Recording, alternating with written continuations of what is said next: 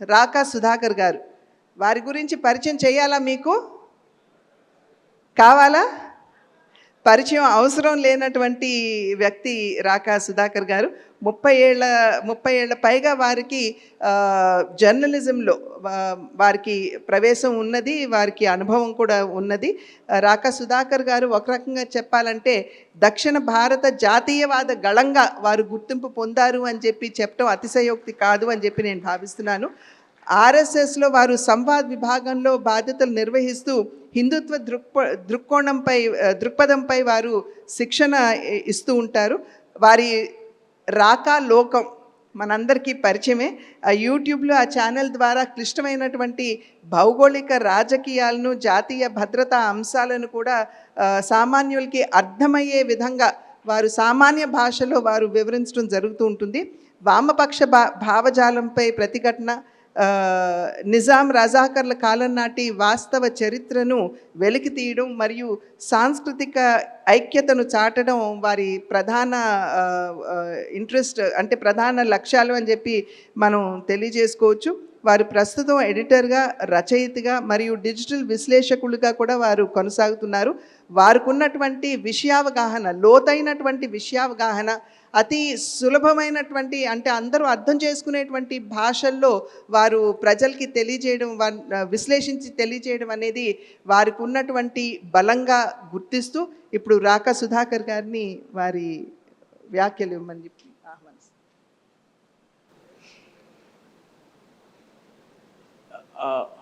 మాననీయ పురంధరేశ్వరి గారు, మాననీయ కనక సభాపతిజీ, వేదిక ముందున్నటువంటి పెద్దలారా, ఆత్మీయులారా, తల్లులారా, మిత్రులారా, దీన్ దయాల్జీ ఎక్కడైతే ఏ వీధిలో ఏకాత్మ మానవ దర్శనాన్ని ప్రవచించారో, ఏ వీధిలో ఏ మైదానంలో ప్రవచించారో అదే చోట మనము ఏకాత్మ మానవ దర్శనాన్ని పునఃసమీక్షించుకునేందుకు, పునర్దర్శించేందుకు మనం ఇక్కడ సమావేశమయ్యాము. ఆ తరాన్ని చూసిన వాళ్ళు ఈ తరాన్ని, ఇప్పటి అభివృద్ధిని చూసి ఆనందిస్తారు. ఆ తరాన్ని చూడలేనటువంటి నాలాంటి వాళ్ళు, మనలాంటి వాళ్ళు ఆనాడు ఎంత క్లిష్ట పరిస్థితుల్లో ఎటువంటి సవాళ్ల మధ్య ఈ ఆలోచనను ముందుకు తీసుకొచ్చారో అర్థం చేసుకుని పులకితులవుతారు.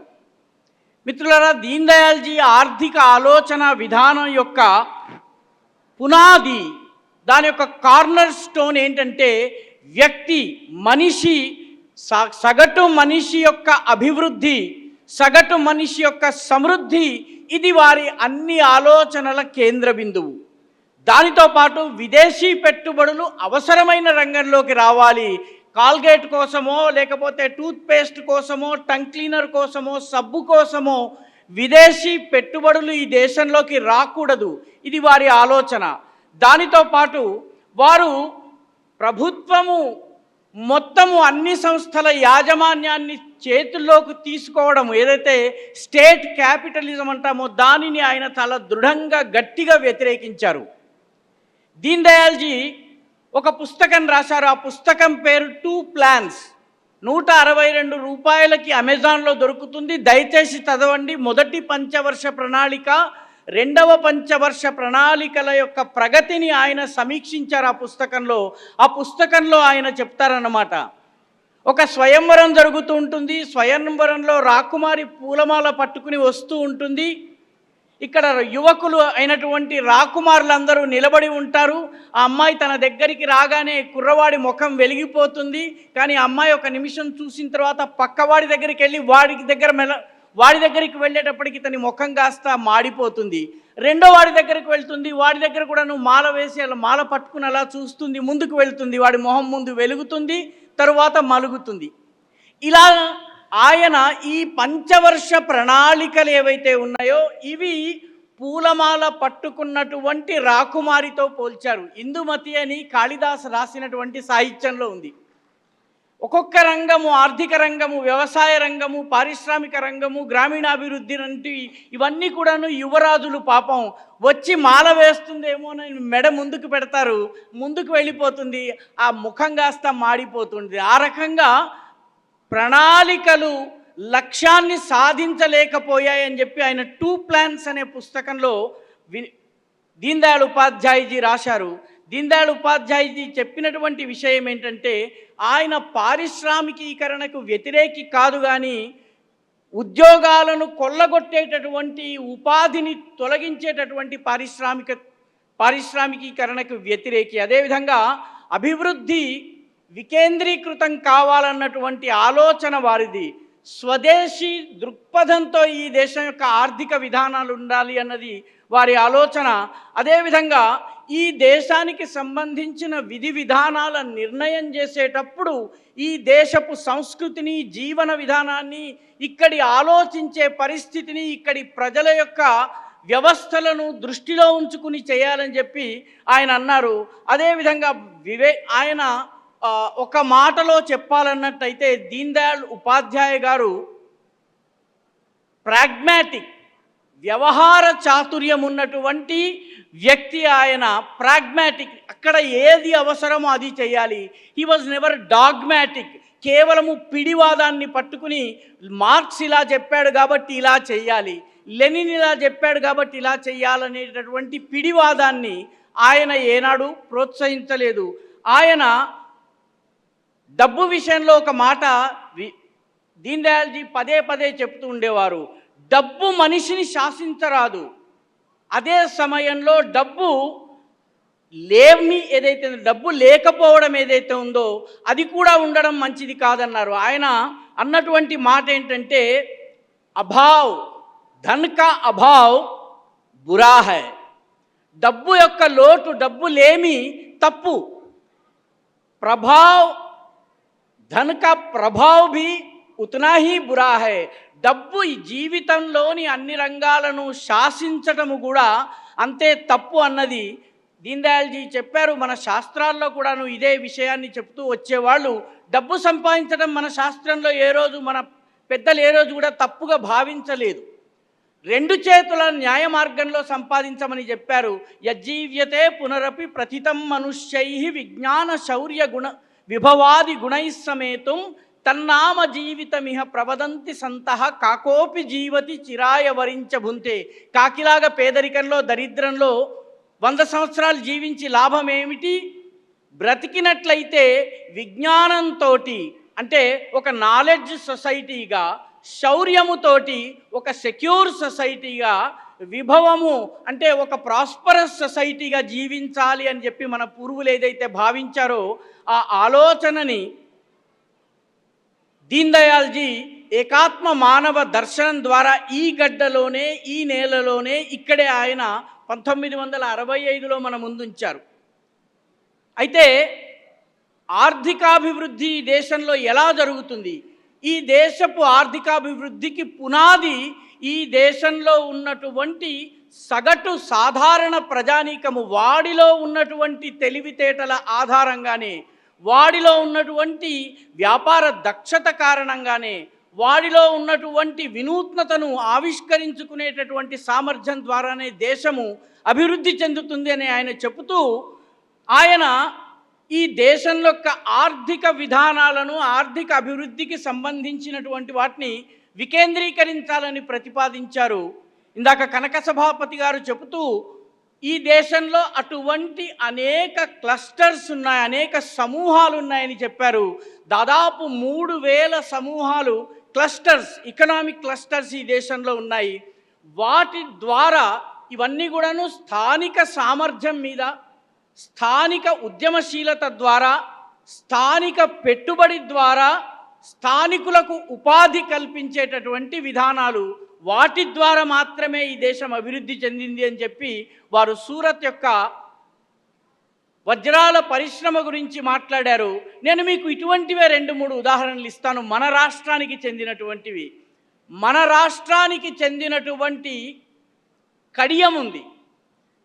కడియంలో 11 గ్రామాలలో, కేవలము 11 అంటే 11 గ్రామాలలో పెద్దగా చదువు అది నేర్చుకోనటువంటి సాధారణ వ్యక్తులు ఎవరైతే ఉన్నారో వాళ్ళు నర్సరీలను నడిపిస్తారు. ఈ నర్సరీలను నడిపించే శిక్షణ వాళ్లకు లేదు. వాళ్ళంతట వాళ్ళు నేర్చుకున్నారు. జపాన్లో ఒక కొత్త వెరైటీ రాగానే దాని యొక్క హైబ్రిడ్ని కడియపు లంకలోనో బురిలంకలోనో లేకపోతే సావరంలోనో రెండవ రోజున తయారు చేస్తారు.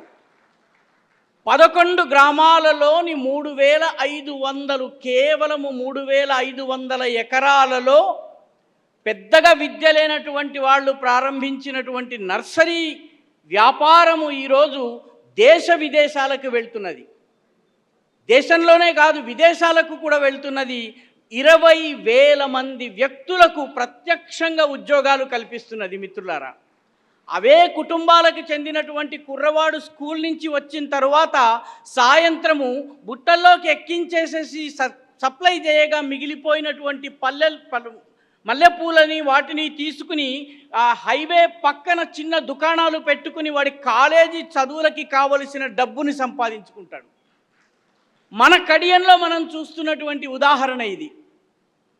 దాదాపు ఈరోజు కడియంలో చదువురాని వాళ్ళు ప్రారంభించినటువంటి నర్సరీలలో MBAలు చదివినటువంటి వాళ్ళు, ఐవీ లీగ్ యూనివర్సిటీల్లో చదువుకుని వచ్చినటువంటి వాళ్ళు ఉద్యోగాలు చేస్తున్నారు. కాబట్టి స్థానిక ఇనిషియేటివ్, స్థానిక ఉద్యమశీలత, స్థానిక పెట్టుబడుల ఆధారంగా వచ్చినటువంటి ఈ ప్రగతి ఏదైతే ఉందో, కడియం మీద చాలా అధ్యయనాలు జరిగినాయి మిత్రులారా. ఈ అధ్యయనాలు ఏవి కూడాను కడియంలో ఉన్న వాస్తవ సామర్థ్యాన్ని వెలికి తీసే దిశగా జరగలేదు.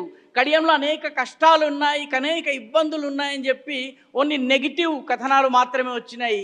కడియంలో 1 ఎకరానికి పెట్టుబడి 8,06,000 అయితే ప్రతి ఎకరానికి రాబడి 23,77,000 రూపాయలు. ఇది అగ్రికల్చరల్ యూనివర్సిటీ బాపట్ల వాళ్ళ యొక్క అధ్యయనం ఇది.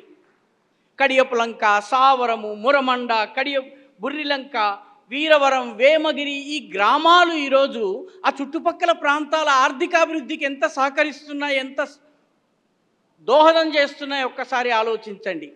అదేవిధంగా ఇచ్చల్ కరంజీ అని ఒక చిన్న గ్రామం ఉందండి. మహారాష్ట్రలో ఒక చిన్న పట్టణం ఉంది. ఆ పట్టణం యొక్క మొత్తము జనాభా 4,30,000. ఈరోజు యాజ్ వి స్టాండ్ 4,30,000 జనాభా ఉన్నటువంటి ఇచ్చల్ కరంజీలో చీరలు నేస్తారు. 9 నవ్వారీ సారీ అంటారంటే 9 గజాల చీర అన్నమాట. ఈ 9 గజాల చీరను నేసేటటువంటి అక్కడి కార్మికులు ప్రతి ఏడాది 270 కోట్ల మీటర్ల చీరలను ఉత్పత్తి చేస్తారండి. 11,773 కోట్ల రూపాయల వార్షిక ఆదాయం వస్తుంది. దాదాపు 150 కోట్లు ప్రతిదినపు లావాదేవీలు. ఇచ్చల్ కరంజీ సాంగ్లీ పక్కన ఉన్నటువంటి చిన్న పట్టణం అది. అక్కడ ఉన్నటువంటి జమీందారు గారు, రాజుగారు అక్కడ వస్త్ర పరిశ్రమను ప్రారంభించారు. ప్రారంభించేసరికి ఇది ఈరోజు దాన్ని మాంచెస్టర్ ఆఫ్ ఇండియా అంటారు ఇచ్చల్ కరంజీని. అదేవిధంగా ఇండోర్ ఉంది. ఇండోర్లో మహారాణి అహల్యాబాయి హోల్కర్ 1860లో స్వయంగా ఒక చీరను నేసి, చీరను తయారు చేసి ఈ రకమైన చీరని ఆమె ప్రాచుర్యంలోకి తీసుకొచ్చారు. ఆ చీరల్ని మహేశ్వర్ శారీస్ అంటారు మిత్రులారా. మహేశ్వర్ శారీస్ యొక్క ప్రత్యేకత ఏంటంటే వాటి బార్డర్స్ని బుగిడీ బార్డర్ అంటారు. ఆ చీరను అటు కట్టుకోవచ్చు, ఇటు కట్టుకోవచ్చు. అంటే 2 వైపులా కట్టుకోవడానికి వీలున్నటువంటి చీర అహల్యాబాయి హోల్కర్ డిజైన్ చేస్తే ఈరోజు $7.29 బిలియన్ దాని యొక్క లావాదేవీ. మహేశ్వరి చీరలవి అహల్యాబాయి హోల్కర్ ప్రారంభించినటువంటివి. ఈ రకంగా ఉదాహరణలు ఎన్నైనా చెప్పుకోవచ్చును. తమిళనాడులోని శివగంగై జిల్లాలో ఒక 86 గ్రామాలలో ఉన్నటువంటి వైశ్యులు మిత్రులారా, వైశ్యులు ప్రపంచంలోని అన్ని చోట్లకి వెళ్ళారు. ఆ ప్రాంతాన్ని నాటుకోటై చెట్టియార్స్ అంటారు వాళ్ళు. ఈరోజు మనము కాళహస్తి మందిరానికి వెళితే కాళహస్తి మందిరము పూర్తిగా ధ్వంసమైన తరువాత దానిని పునర్నిర్మించినటువంటి వాడు నాటుకోటై చెట్టియార్. ఇలాంటి పారిశ్రామిక ఉద్యమశీలత ఉన్నటువంటి వాడు నా తెలుగు రాష్ట్రాలలో ఉన్నటువంటి తూర్పు పశ్చిమ గోదావరి జిల్లాలో ఉన్నటువంటి మత్స్యకారులు. మనలో ఎందరికీ తెలుసు, మన తూర్పు పశ్చిమ గోదావరి జిల్లాకి చెందినటువంటి మత్స్యకారులు ఒకానొక సమయంలో రంగూన్ దాకా వెళ్ళేవాళ్ళు. రంగూన్లో వ్యాపారం చేసి డబ్బు సంపాదించి తిరిగి వచ్చిన తరువాత ఇక్కడ వ్యవస్థల్ని నిర్మాణం చేశారు. అలా వెళ్ళొచ్చినటువంటి ఒక వ్యక్తి 900 ఎకరాల భూమిని వేద పాఠశాలను ఏర్పాటు చేయడం కోసం కాకినాడలో ఇచ్చారండి. ఎంఎస్ఎన్ చారిటీస్ అని ఈ రోజుకు కూడా దాన్ని మనం చెప్పుకుంటూ ఉంటాము. కాబట్టి ఉద్యమశీలత నాటుకోటయ్య చెట్టియార్కి ఎంత ఉందో మన మత్స్యకారులు అగ్నికుల క్షత్రియులకి కూడా అంతే ఉంది. ఈ ఉద్యమశీలతను గుర్తించి దానిని బయటకు తీసుకుని రావలసినటువంటి అవసరం ఉందన్నటువంటి విషయాన్ని దీన్ దయాళ్ ఉపాధ్యాయ తన యొక్క డీసెంట్రలైజేషన్కి సంబంధించినటువంటి ఇక్కడ మాట్లాడినప్పుడు ఈ డీసెంట్రలైజేషన్కి సంబంధించిన బీజరూపపు విధానాన్ని ప్రస్తుతీకరించారు. దానిని విస్తరించాల్సినటువంటి బాధ్యత మనది. ఒక అధ్యయనం ప్రకారము మన దేశంలో బ్రాస్ కావాలంటే జామ్నగర్కి వెళ్తాము, అదేవిధంగా మా తెలంగాణలో ఉన్నటువంటి పెంబర్తికి వెళ్తాము. పెంబర్తి బ్రాస్ ఈరోజు కూడా ఫేమస్. చీర్యాల పెయింటింగ్స్ ఉన్నాయి, చీర్యాలకు సంబంధించినటువంటి ఫ్రెస్కోలు పెయింటింగ్లు ఈరోజు కూడా ఫేమస్. కొండపల్లి బొమ్మలు, ఏటికొప్పాక బొమ్మలు, ఇటువంటి అనేకమైనటువంటి స్థానికంగా ఉన్నటువంటి పరిశ్రమలను వికేంద్రీకరించి అభివృద్ధి చేసినట్లయితే ఈ దేశం బాగుపడుతుంది.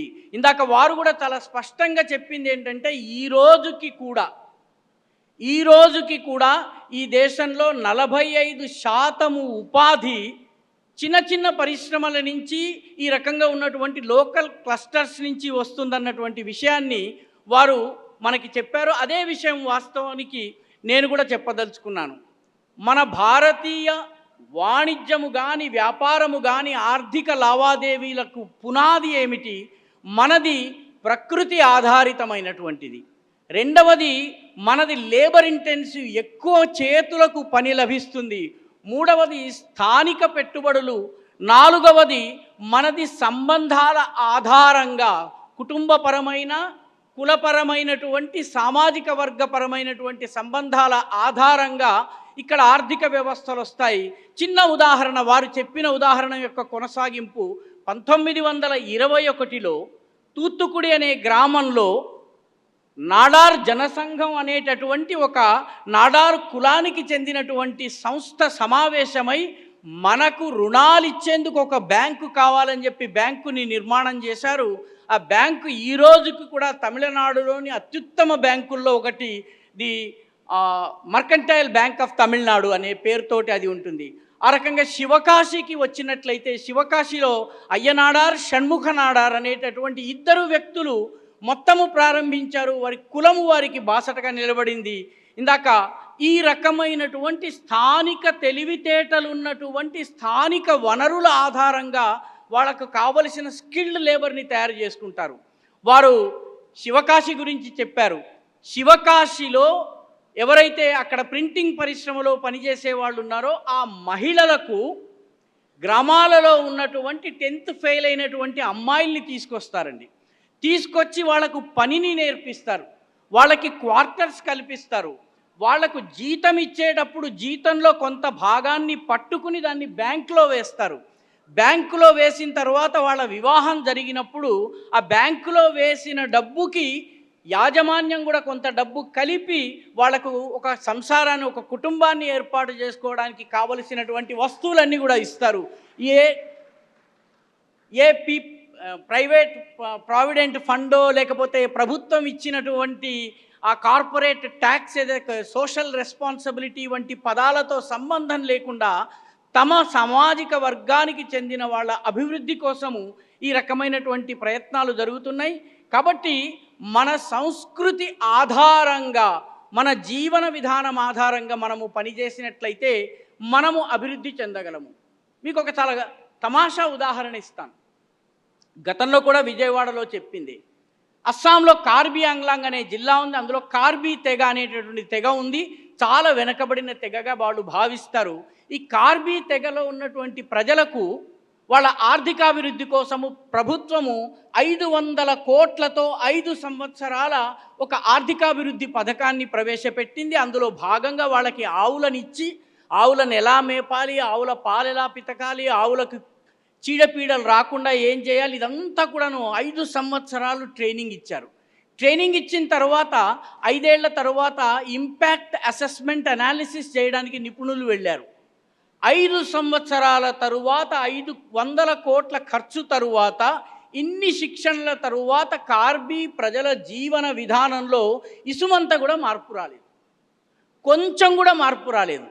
అదేమిటి అని చెప్పి అప్పుడు ప్రభుత్వం ఒక్కసారిగా మొత్తం అధ్యయనం చేయడం మొదలుపెట్టింది. డబ్బులు వచ్చాయా? వచ్చాయి.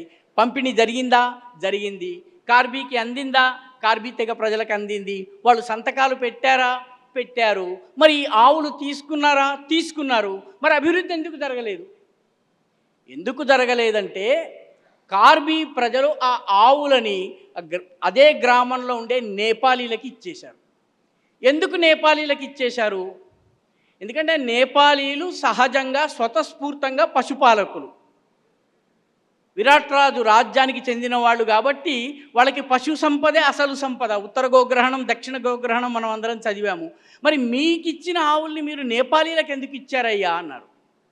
అంటే అప్పుడు కార్బీ ప్రజలు చెప్పారు, ఏమండి మా సంస్కృతిలో మా జీవన విశ్వాసం ఏంటంటే ఆవు పాలు దూడకు మాత్రమే చెందినవి, మేము తాగకూడదు. మేము తాగకూడదు కాబట్టి ఈ ఆవు పాలతో వ్యాపారం ఎలా చేస్తాం మేము, కాబట్టి మాకు అక్కర్లేదు అన్నారు. అంటే ఆ సంస్కృతిని, కార్బీ ప్రజల యొక్క విశ్వాసాలు, వాళ్ళ జీవన విధానము, వాళ్ళ జీవన వైశిష్ట్యాన్ని తెలియకపోతే 500 కోట్లు గంగలో కలిసిపోయినాయి, అభివృద్ధి జరగలేదు. కాబట్టి సంస్కృతిని అర్థం చేసుకోవలసినటువంటి అవసరం ఉంది. ఈ దేశంలో అత్యంత కఠినమైన పేద పరిస్థితి ఉన్నప్పటికీ కూడా, దరిద్రం ఉండి మొత్తము ద్రవ్యోల్బణం పెరిగిపోయింది, ప్రపంచమంతా మునిగిపోతుందన్న సమయంలో కూడా, యావత్ ప్రపంచము ఆర్థిక సంక్షోభంలో కొట్టుమిట్టాడుతున్న సమయంలో 2025 దీపావళికి ఈ దేశంలో ప్రజలు 6.5 లక్షల కోట్ల రూపాయల టపాకాయల్ని పేల్చారండి. 6.5 లక్షల కోట్ల రూపాయలు. ఈ దేశంలో దేవాలయాన్ని చుట్టి ఈ సమాజంలో ఉన్నటువంటి కార్యక్రమాల ఆధారంగా ఇక్కడ ఒక ఆర్థిక వ్యవస్థ, ఎకానమీకి ఎప్పుడెప్పుడు అది ఢీలా పడుతుందో అప్పుడు దానికి బూస్ట్ ఇచ్చేటటువంటి వ్యవస్థ వస్తుంది. అయ్యప్ప దీక్ష చేసేటటువంటి ప్రతి వ్యక్తి కనీసము 5,000 రూపాయలు ఖర్చు చేస్తాడు ఈ 40 రోజుల మండల దీక్షలో అని గనక భావిస్తే, దాదాపు 1 కోటి మంది ప్రజలు ప్రతి సంవత్సరం అయ్యప్ప దీక్ష చేస్తున్నారు. తమ అయ్యప్ప దీక్ష ద్వారా, తమ ఇరుముడుల ద్వారా, అందులో ఉన్నటువంటి కొబ్బరి చిప్పల ద్వారా, ఆ గుప్పెడు బియ్యం ద్వారా వాళ్ళు భారత ఆర్థిక వ్యవస్థకి కావలసినటువంటి టానిక్ని, ఇంజక్షన్ని ఇస్తున్నారు. కాబట్టి ఈ సంస్కృతిని అర్థం చేసుకోవలసినటువంటి అవసరం ఉంది. దీన్ దయాల్జీ ఈ విషయాన్నే సమాజానికి చెప్పారు. భారతీయ ప్రజలలో ఉన్నటువంటి అత్యద్భుతమైనటువంటి మేధా సంపత్తి, చాలా సాధారణంగా కనిపించేటటువంటి వ్యక్తి ఈ దేశంలో వ్యాపారం గురించి ఆలోచించగలడు. ఒక గోశాల ముందు ఒక యువతి ఒక ఆవుని పెట్టుకుని ఉంది. ఆమె పక్కన అక్కడ ఆవుని కట్టేసింది, ఇక్కడ కొంత పచ్చిగడ్డిని పెట్టుకుని ఉంది. వచ్చిపోయే వాళ్ళకి చెప్పింది, అమ్మాయి వాళ్ళ గోపాష్టమి, మీరు దయచేసి ఆవు గడ్డి వేయండి అంది. ఎంతమ్మా అంటే 5 రూపాయలు 10 రూపాయలు ఏదో చెప్పింది. భక్తులు తమ జేబులో ఉన్నటువంటి బలం ఆధారంగా ఎంత వీలైతే అంత తీసుకున్నారు. తీసుకున్న తర్వాత ఆవుకి పెట్టారు. సాయంత్రం అయ్యేటప్పటికీ ఈ అమ్మాయి జేబు నిండిపోయింది. ఎందుకంటే గడ్డి ఆమె పొలంలోదే, ఆవు ఆమెదే.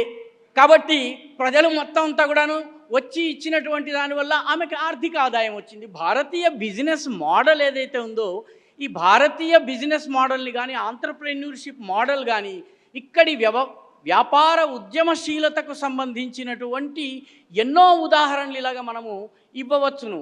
ఉదాహరణకి ఈ రోజుల్లో అనేక విషయాల్లో ఈ రకమైనటువంటి ప్రేరణాస్పదమైనటువంటి విషయాల్ని మనం తెలియజేయవచ్చును. మోదీ ప్రభుత్వం కూడా ఈ ఏకాత్మ మానవ దర్శనం యొక్క మూల పునాది అయినటువంటి డీసెంట్రలైజేషన్, వికేంద్రీకరణను పాటిస్తోంది. ఈ వికేంద్రీకరణ అనేది మనకు ఎక్కడ కనిపిస్తుంది? 1977లో జనతా ప్రభుత్వం వచ్చినప్పుడు రాజస్థాన్లో భైరాన్ సింగ్ షెకావత్ గారు ముఖ్యమంత్రిగా ఆయన అంత్యోదయ పథకాన్ని తీసుకొచ్చారు. గ్రామంలోని అత్యంత అట్టడుగు పేదలు 5గురిని ఐడెంటిఫై చేసి ఆ 5గురికి అన్ని సదుపాయాలు కల్పించి వచ్చేసారి ఇంకొక 5గురిని ఐడెంటిఫై చేసి ఈ రకంగా 5 సంవత్సరాల్లో 25 కుటుంబాల్ని దారిద్ర్య రేఖ దిగువ నుంచి పైకి తీసుకుని రావాలి. ఈ ఎంపిక ఎవరు చేయాలి? ఎంపిక ప్రభుత్వ అధికారి చేయడు. ఎంపిక ఆ గ్రామంలో ఉన్నటువంటి పెద్దలు చేస్తారు. దాని నుంచే గ్రామ సభల కల్పన, పంచాయతీరాజులో గ్రామ సభ ఏడాదికి 2 సార్లు నిర్వహించాలన్నటువంటి నియమము అంత్యోదయ నుంచి వచ్చిన దుర్వినియోగం అవుతుంది, అది వేరే విషయం. ఈ అంత్యోదయ ద్వారా ఆ ప్రభుత్వం 5 ఏళ్ళు నిలబడలేదు, కానీ ఆ గ్రామ ప్రాంతాల్లో అభివృద్ధి జరిగింది. దీనిని దేశ విదేశాల్లో వాళ్ళు అధ్యయనం చేశారు. యూపీఏ ప్రభుత్వం ఉన్నప్పుడు కూడా పేదరిక నిర్మూలన కోసం ఒక పథకాన్ని తీసుకొచ్చింది, నరేగా. జవహర్లాల్ నెహ్రూ, మహాత్మా గాంధీ రూరల్ డెవలప్మెంట్, దాని పేరు నరేగా, పూర్తి ఫామ్ తక్షణం గుర్తు రావడం లేదు. ఈ నరేగా స్కీమ్లో 100 రోజులు పని చేస్తే ఇంత డబ్బు ఇస్తారు. ఆ డబ్బు పోస్ట్ ఆఫీస్కి వెళ్తుంది. పోస్ట్ ఆఫీస్ నుంచి లబ్ధిదారుల చేతికి వాళ్ళు అకౌంట్ ఓపెన్ చేయాలి. ఆ అకౌంట్ ఓపెన్ చేసిన తర్వాత ఆ డబ్బులు పడ్డ తర్వాత తీసుకోవాలి. ఇది వ్యవస్థ. కూలీలను పెట్టవలసిన చోట యంత్రాలతో పని చేయించి కాంట్రాక్టర్ లాభాలను తీసుకున్నారు. పోస్ట్ ఆఫీస్కి వెళ్ళినటువంటి డబ్బులు ఎన్ని చోట్ల పోస్టల్ అధికారులు నరేగా డబ్బులని దుర్వినియోగం చేశారు, అసలైన లబ్ధిదారులకు అందించలేదన్నటువంటి ఆరోపణలు వచ్చినాయి. ఎందుకంటే నరేగా స్కీములో హృదయము లేదు, పేదల పట్ల తపన ఉన్నది, కానీ పేదలను వాస్తవంగా ఎలా చేరాలన్నటువంటి ఒక వ్యూహం లేదు. పర్యవసానంగా అది ఫెయిల్ అయింది. ఎందుకంటే ఆ స్కీమును తీసుకొచ్చినటువంటి వ్యక్తి బెల్జియంకి చెందినటువంటి ఆర్థికవేత్త. ఆయన పేరు జాన్ డ్రీజ్ అతని పేరు, DREZE. ఆయన తన పాశ్చాత్య దేశపు ఆలోచనలతో తీసుకొచ్చినటువంటి స్కీమ్ కాబట్టి అది విఫలమైంది. అంత్యోదయ సఫలమైంది.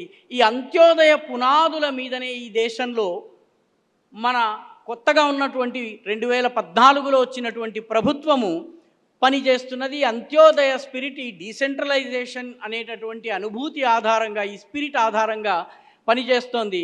మనందరికీ గుర్తుండే ఉంటుంది, కోవిడ్ వచ్చే సమయానికి మన దేశంలో ప్రతి సంవత్సరము 50,000 PPE, పర్సనల్ ప్రొటెక్షన్ ఎక్విప్మెంట్ని మనం దిగుమతి చేసుకునేవాళ్ళం. కోవిడ్ రాగానే, లాక్డౌన్ కాగానే మన ప్రభుత్వంలోని 6 మంత్రిత్వ శాఖలు కూర్చుని ఆగమేఘాల మీద పనిచేయటం వల్ల 1100 యూనిట్స్ని, PPE తయారు చేసేటువంటి పర్సనల్ ప్రొటెక్షన్ ఎక్విప్మెంట్ని తయారు చేసే 1100 యూనిట్లను తయారు చేశారు. కోవిడ్ టైంలో యావత్ ప్రపంచంలో ఉద్యోగాలు పోయిన సమయంలో ఈ పర్సనల్ ప్రొటెక్షన్ ఎక్విప్మెంట్ని తయారు చేయడం ద్వారా 5 లక్షల అదనపు ఉద్యోగాలని కల్పించగలిగింది ప్రభుత్వం. కాబట్టి వికేంద్రీకృత విధానం ద్వారా ప్రభుత్వ మంత్రిత్వ శాఖలన్నీ కలిసి ఈ PPEలను డెవలప్ చేసింది. దానికి మరొక ఉదాహరణ మనము ముద్రా యోజనకి సంబంధించినటువంటి స్టాటిస్టిక్స్, కళ్ళు చెదిరేలాంటి స్టాటిస్టిక్స్. 52 కోట్ల రుణాలను ఇప్పటి వరకు ముద్రా బ్యాంకు ద్వారా ఇవ్వడం జరిగింది. దీనిలో 32.61 లక్షల కోట్ల రూపాయలు డిస్బర్స్మెంట్ జరిగింది. దీనిలో లబ్ధిదారుల్లో 70% మంది మహిళలు, తొలిసారి రుణం పుచ్చుకున్నటువంటి వాళ్ళు. దీనిలో ప్రతి నిమిషానికి 200 లోన్స్ ఇస్తున్నట్టుగా ప్రభుత్వ గణాంకాలు చెప్తున్నాయి. దాదాపు 62 కోట్ల మంది ప్రజలకు ఉపాధి లభించింది. ఇది డీసెంట్రలైజేషన్ వల్ల మాత్రమే సాధ్యమైంది. ప్రభుత్వము అనుసరించవలసినటువంటి సరైన విధానాలు అనుసరించడం వల్ల జరిగింది. వాటన్నిటికీ పునాది, ప్రేరణ ఏకాత్మ మానవ దర్శనము. మన ముందు ఛత్రపతి శివాజీ పరిపాలనకు సంబంధించిన 3 ఉదాహరణలు ఉన్నాయి. మొట్టమొదటిది, ప్రభుత్వము ఎనేబులర్గా ఉండాలి, ప్రభుత్వము ఫెసిలిటేటర్గా పనిచేయాలి. ఆ విషయం ఛత్రపతి శివాజీ సమయంలో ఒక అద్భుతమైన పుస్తకం ఉంది, శివాజీ ఫ్రమ్ స్వరాజ్ టు సురాజ్. దీన్ని కేంద్ర మంత్రిగా పనిచేసినటువంటి కీర్తిశేషులు అనిల్ మాధవ్ దవే గారు ఇంగ్లీష్లో, హిందీలో రాశారు. తెలుగు అనువాదం కూడా అందుబాటులో ఉంది. దానిలో ఆయన చెప్తారు, ఛత్రపతి శివాజీ మహారాజ్ డిసెంబర్ 7, 1671న సంగమేశ్వర్ అనే ప్రాంతానికి సుబేదార్గా ఉన్నటువంటి నరహరి ఆనందరావుకు ఒక లేఖ రాస్తాడు.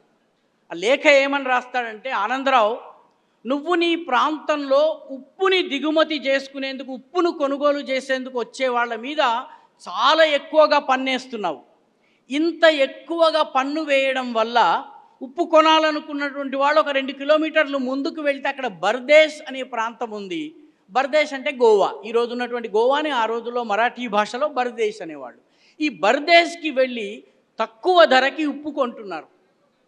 కాబట్టి నువ్వు పన్నులు ఎక్కువగా వేయడం వల్ల నీ దగ్గర కొనవలసినటువంటి మన రాజ్యపు ప్రజలు బర్దేశ్కి వెళ్తున్నారు. బర్దేశ్లో ఉప్పు కొనడం వల్ల పోర్చుగీస్ వాడికి బుడతకీసులకి లాభం జరుగుతున్నది. కాబట్టి నువ్వు సుంకాన్ని తక్షణమే తగ్గించు అని చెప్పి ఛత్రపతి శివాజీ మహారాజు తన సుబేదార్కి ఆదేశాలు జారీ చేస్తారు. కాబట్టి ప్రభుత్వ విధానాలు ఏ రకంగా ఉండాలి, ప్రభుత్వము ఏ రకంగా ప్రజల సమృద్ధి తన సమృద్ధి అని భావించాలి, దీనిని చెప్పేటటువంటిదే ఈ ఉదాహరణ. ఇలాంటిదే రెండవ ఉదాహరణ ఉంది. ఛత్రపతి శివాజీ సమయంలో నాణాలు ముద్రించేవాళ్ళు. ప్రతిపశ్చంద్రలేఖేవ వర్ధిష్ణు విశ్వవందిత సాహసూనో శివశేషాం ముద్రా భద్రాయ రాజతే అనేటటువంటి రాజముద్రతోటి ఆయన బంగారు నాణాలు వచ్చేవి. ఈ బంగారు నాణాలని చూసి బ్రిటిష్ వాళ్ళు ఆయన దగ్గరకు వచ్చారు. మేము కొత్తగా సూరత్లో ఒక మింట్ని తయారు చేశాము. ఈ మింట్లో నాణాలు చాలా చక్కగా, నునుపుగా, సాఫ్ట్గా, అందంగా వస్తాయి. మీ అక్షరాలు చాలా బాగుంటాయి. మీ ప్యాకేజింగ్ బాగాలేదు, మేము చాలా బాగా ప్యాకేజింగ్ చేస్తాం. ఇదిగో మా నాణ్యాలు, బ్రిటిష్ వాడి నాణ్యాలు, ఇదిగో మీ నాణ్యాలు. మీ నాణ్యాల యొక్క నాణ్యత సరిగ్గా లేదు. కాబట్టి మాకు మీరు గనక మీ నాణ్యాలను ముద్రించే అవకాశం ఇస్తే మేము చక్కటి నాణ్యత కలిగినటువంటి వాటిని మేము ముద్రించి ఇస్తామని చెప్పారు. ఛత్రపతి శివాజీ వాళ్ళని అడిగారు, ఆ ముద్రించేటటువంటి ముద్రణ యంత్రాన్ని, దాంతోపాటు పనివాళ్లను మాకు ఇచ్చి మా వాళ్లకు ఈ ముద్రణ కళను నేర్పించండి అని అడిగాడు. ఇంగ్లీష్ వాడు ఒప్పుకోలేదు. ఒప్పుకోకపోతే శివాజీ అన్నాడు, పర్వాలేదు, నా నాణాల యొక్క నాణ్యత బాగాలేకపోయినా పర్వాలేదు, దీనిలో అక్షరాలు సరిగ్గా కనపడకపోయినా పర్వాలేదు, మా నాణాలను మేము చలామణి చేసుకుంటాము, మా నాణాల ముద్రణ బాధ్యత నీకు ఇవ్వము. Make in India.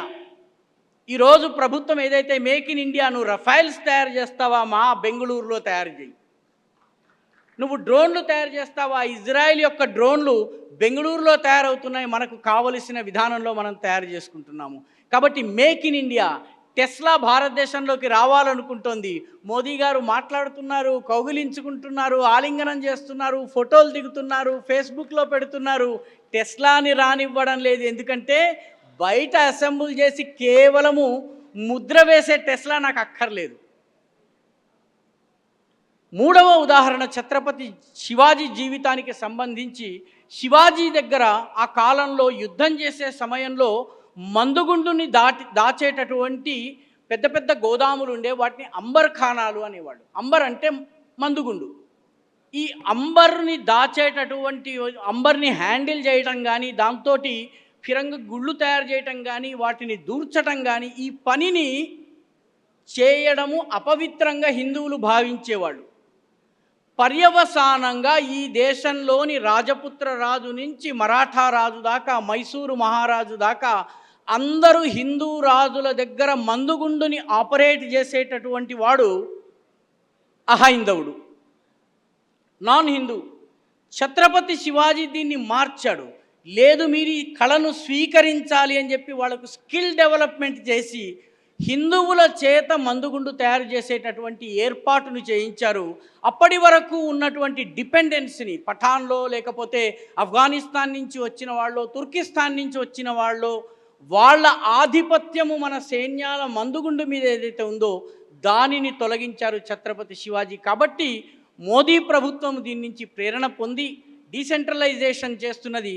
కొన్ని ఉదాహరణలు మీ ముందుంచుతాను. ఉదాహరణకి national industrial corridor development programme, ఇది ఒక పథకం అండి. మోదీ ప్రభుత్వంలో 10 రాష్ట్రాలలోని 12 ఇండస్ట్రియల్ సిటీల నిర్మాణం జరుగుతున్నది. ఇండస్ట్రియల్ క్లస్టర్స్ దాని చుట్టూ ఉండేట్టుగా.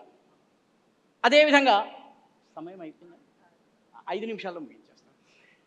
పిఎం మిత్ర పార్క్స్ అంటే mega integrated textile regional apparel parks అండి. 4,445 కోట్లతోటి ఎలక్ట్రానిక్ మ్యానుఫ్యాక్చరింగ్ చేసేటటువంటి ఒక క్లస్టర్స్ డెవలప్ చేస్తున్నారు. Sagarmala and port linked industrial clusters 37 port linked industrial clusters, 14 coastal employment జోన్స్ని డెవలప్ చేస్తున్నారు. హైడ్రోజన్ వ్యాలీ, ఈ దేశంలో నేషనల్ గ్రీన్ హైడ్రోజన్ మిషన్లో భాగంగా 4 హైడ్రోజన్ పార్కులను ఏర్పాటు చేయడం జరుగుతోంది. వీటన్నిటికీ కావలసినటువంటి ఇన్ఫ్రాస్ట్రక్చర్ బిల్డింగ్, రోడ్ కనెక్టివిటీ కోసము పిఎం గతిశక్తి నేషనల్ మాస్టర్ ప్లాన్ నడుస్తోంది. ప్రొడక్షన్ లింక్డ్ ఇన్సెంటివ్స్ నడుస్తున్నాయి. ఎంఎస్ఎంఈలకు అనేక ఇన్సెంటివ్లు నడుస్తున్నాయి. ఇదే విధంగా నార్త్ ఈస్ట్ కోసం ఉన్నతి అనే స్కీమ్ ఉందండి. నేను ఈశాన్య భారతదేశంలో పనిచేశాను కాబట్టి నాకు కొంత ఇంట్రెస్ట్. ఉత్తర్ పూర్వ ట్రాన్స్ఫర్మేటివ్ ఇండస్ట్రియలైజేషన్ స్కీమ్, ఆర్గానిక్ ఫార్మింగ్కి సంబంధించిన 38,000 క్లస్టర్స్, 8,41,41,000 హెక్టేర్లకు ఈరోజు ఆర్గానిక్ ఫార్మింగ్లోకి తీసుకొచ్చేటటువంటి పనిని మోదీ ప్రభుత్వం చేస్తోంది. అదే సమయంలో కేవలం అభివృద్ధి మాత్రమే కాదు, సంక్షేమం కూడా చేయాలని చెప్పి 33 సెక్టార్లలో 312 స్కీములను మోదీ ప్రభుత్వం నడుపుతోంది. ఎందుకంటే ఈ దేశంలోని అట్టడుగున ఉన్నటువంటి వాడి అభ్యున్నతి ద్వారా మాత్రమే ఈ దేశం యొక్క అభివృద్ధి సాధ్యమవుతుంది. కాబట్టి ఆత్మగౌరవం కావాలి. ఆత్మగౌరవం వస్తే ఆత్మవిశ్వాసం వస్తుంది. ఆత్మవిశ్వాసం వస్తే ఆత్మనిర్భరత వస్తుంది. ఆత్మనిర్భరత వచ్చినట్టయితే వికసిత భారత్ సాధ్యమవుతుంది. ఈ వికసిత భారత్ అనే లక్ష్యం కోసం పనిచేసే మన మార్గంలో దీన్ దయాల్జీ యొక్క బోధనలు మనకి ప్రేరణ. ముగింపులో కంచి పరమాచార్య వారు చెప్పినటువంటి ఒక్క మాటతో నేను నా కథనాన్ని ముగిస్తాను. కంచి పరమాచార్య గారు 1947 ఆగస్టు 15 నాడు చంద్రశేఖరేంద్ర సరస్వతి వారు ఒక మాట అన్నారు. ఈరోజు మనకు ఇండిపెండెన్స్ వచ్చింది, కానీ ఫ్రీడమ్ రాలేదు. మనము ఫ్రీడమ్ దిశగా వెళ్ళాలన్నట్లయితే దానికి కావలసిన మొదటి మెట్టు ఇండిపెండెన్స్ అన్నారు. కాబట్టి ఈ దేశ ప్రజలకు ఇండిపెండెన్స్ 47లో రావచ్చును, కానీ ఎప్పుడైతే వికేంద్రీకరణ జరిగి పారిశ్రామిక అభివృద్ధి జరిగి అట్టడుగున ఉన్న వ్యక్తి యొక్క అభివృద్ధి సాధ్యమవుతుందో అప్పుడు మాత్రమే నిజమైనటువంటి ఫ్రీడమ్ సాధ్యమవుతుంది. ధన్యవాదాలు.